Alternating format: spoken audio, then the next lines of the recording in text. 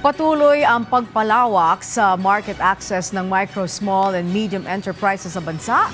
Sa katunayan, kabilang sa mga may kibahagi dito ay ang mga maliliit na negosyo sa Cordillera sa tulong ng Department of Trade and Industry.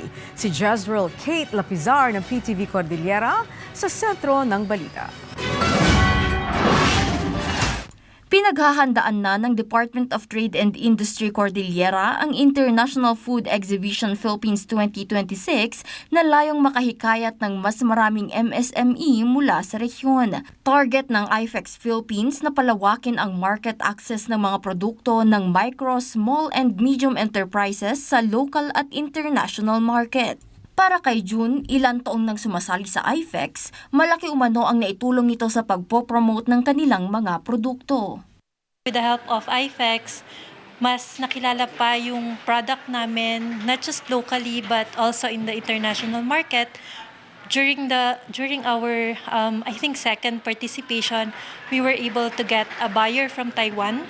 So yun yung first na experience namin na maglabas ng product from Baguio to Taiwan. Umaasa naman ang first-time participant na si Aframe na mas mapapansin ang kanilang mga produktong kape sa paglahok nila sa programa.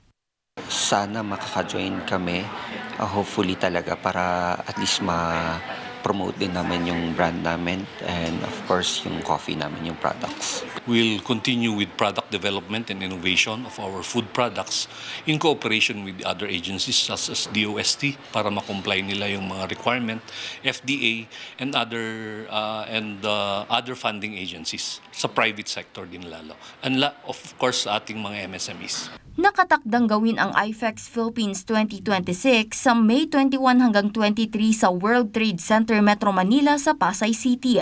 Bahagi ito ng pagsuporta ng DTI at SITEM sa paglago ng mga lokal na industriya at pagpapalawak ng export ng mga produktong Pilipino. Jezreel Kate Lapizar para sa Pambansang TV sa Bagong Pilipinas.